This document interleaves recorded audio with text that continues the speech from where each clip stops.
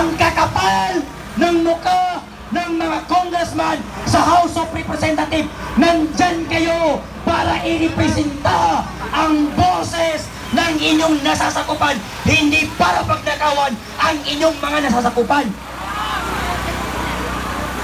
Ralph Recto, alam namin na kayo ang pumipigil para suspindihin ang bat ng produktong langis. Tarantadong Recto na yan. Kung merong politikong dapat maglagay sa kanilang muka, si Libisky yun. Dahil pera niya mismo ang pinamimigay. Putang ina ni Bongbong Marcos! Nagbigay ng ayuda ang gago. May picture o isa na kung water lily kaso ang binigay niya, MEP. Nung tumakbo ang presidente, ang bangag na yan na presidente, anong panawagan niya? Pag ako ang nanalo, gagawain kong 20 pesos ang bigas. Putang ina. Nanalo ang bangag. Ang bigas niya yon 80. Ang shabu, bagsak presyo. Ayaw maniwala ng mga pulis, ayaw maniwala ng mga NBI. Pumunta ka ng Baseco, Tondo, Cavite. Mga bata, rugby boy lang. At yan yung dahilan kaya binuo ang war on drugs. Kaya sa mga bobong kakamping, bobong mga dilawan, at mga corn beef, itigin yung kabobuhan ninyo. Ang ingay-ingay ng mga congressman na yan pag ang pinag-uusapan war on drugs. Pero bakit kapag buhay ng mga estudyanteng kinahasa, pinagpatay at pinagtripan ng mga kriminal, hindi kayo nag-iingay? Concern kayo pag buhay ng adik ang pinag-usapan. Pero pag biktima, wala kayong ingay. Wala kaming pakialam sa buhay ng kriminal. Choice nila maging adik, magbenta ng shabu. Yung naging biktima nila, hindi nila choice. Nag-aasayin sila at pagtripan nila ng adik. Kaya mahiya kayo, Rizal Tiberos. Mahiya kayo, Benny Abante Boy Dila.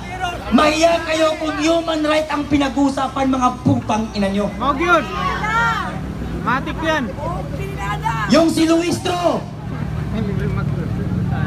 dahil kay Speaker, may akap. Dahil kay Speaker, may ayuda. Putang inang Luistro yan. Tapos sasabihin mo kay BP Sara, simple lang, pag walang kaso, humarap at sumagot. Luistro versus Luistro. Anong sabi niya? What I did, tinago ko ang asawa ko kasi mayroong kaso! Mayroong kaso!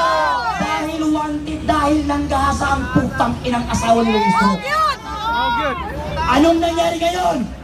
Naging mayor ang gagong asawa niya na rapist! Ano naman ang sabi ni Benny Abante? Hindi namin susuportahan si BP Sara sa pagtakbo sa presidente. Putang inang pastor yan. Benny Abante, walang bumoto sa'yo nung nakaraang eleksyon, gago. Kaya ka lang nanalo dahil inupo ka ng bayaran si George Garcia na Comelec. Appointed son of Comelec, si Benny Abante. Yung pinangangaralan mo nga, hindi ka binoto eh. Sino nga yung pangalan ng pare? Si Papa Flavi. Father Flavi. Promotor ng shabu. Inuutusan niya ang mga estudyante ng UP, pati UP Diliman, para magbenta ng shabu. Anong sabi niya? Pag isang sachet ang nabenta mo, 50 pesos ang sayo. Pag nakatatlong sachet ka ng 20, meron kang 150 pang tawid. Putang inang pare yan. Nakakahiya, no? Nakakahiya kang pare. Imbis na mangaral ka, nagbawal ang sayo. Sinusulo mo pa ang mga estudyante para magbenta ng sayo. Mag-withdraw na kayo! Binababoy na tayo! Taong bayan, Yan nagpapasahod sa inyo! Cruz. Yan mismo Maawa ang naman kayo sa cross bansa na natin! gagamitin sa'yo ni Yeso Cristo para isaksak sa lalamunan mong demonyo kang gago ka. Kabataan Party List, Renico, Lagi na yan! mag-ready na ba anong sinasabi? Kabataan Justice, NPA yan, hayop mga yan! Kasi nag-research, putang inang research yan. Bakit ka nag-research sa taas ng bundok? Walang data, walang internet, imbis na wifi at tablet ang hawak mo, Armalite at mga sinanghawak mo. Magyod! Paano ka hindi bombahin ng sundalong yan? Nag-research sa taas ng bundok? Nag-research doon sa bukid? Corn beef tuloy. Si Kiko Barsaga ilang beses na suspindi dahil sinasabi niya na si Marcos ay corrupt, kaya sinuspindi ng mga tigulang na buhaya sa House of Representatives. Si Renico, harap-harapan ang pagre-recruit sa mga estudyante para pumatay ng sundalo, pabagsakin ng gobyerno. Bakit hindi nasususpindi? Dahil kakampi nila!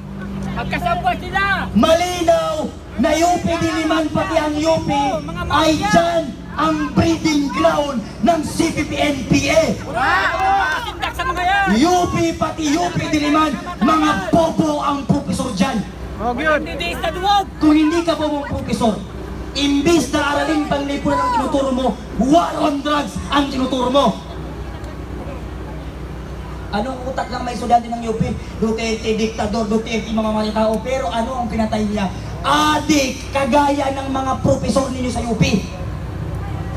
Pag sumunod kayo sa kabataan, Party List, pati sa mga profesor ninyo, lahat kayo corn beef. Anong sigaw pagdata sa bundok? Sa CPP-NPA, pantay-pantay po kanya napakabubo. Paano ka naging pantay-pantay? Nung buhay pa si Joe Maciso, nasa ibang bansa. Yung recruiter nyo na si Renico, pati si Raul Manuel, nasa hotel, nakamansyon, nakakotse. Yung na-recruit na estudyante, kumakain ng daga, nabibilad sa araw. Saan doon ang pantay-pantay? Kaya sa mga congressman, humanda kayo. Dahil hindi namin kayo tatantanan, hindi namin kayo titigilan, pati itlog nyo, lulutuin namin yan. Panagutin ang lahat ng politikong sangkot sa korupsyon na dahil napakaraming Pilipino ang nawala ng tiraan, napakaraming Pilipino ang namatay, mga kabataan na nagkasakit dahil sa bagyo, dahil hindi nila ginawa ang dapat gawin sa flood control. Imbis na ipagawa sa flood control, pinaghati-hatian ng mga politiko ng mga gago, kaya panagutin silang lahat Mga kabataan! pag nagkataon. So, hanggang dito na lamang. Maraming salamat mga pulis sa inyong pagbabantay. Ha? Marcos, Martin Romualdez, palamunin yan pati ang mga congressman. Bakit? Mga batugan yan! Hindi marunong magtrabaho, umaasa lang sila sa tax at buwis nating mga Pilipino. Tayo ang nagpapakain sa kanila, tayo ang nanggagas sa kanila. Kaya dapat lamang namurahin natin sila pag hindi nila nagawa at nagampanan ang trabaho nila bilang public servant. Tama! Putang ina nila! Kaya ka tinawag na public servant para magserbisyo sa publiko, hindi maminiwisyo sa publiko. Magandang gabi sa inyong lahat. Maraming salamat Kuya Frank. Habang nagsasalita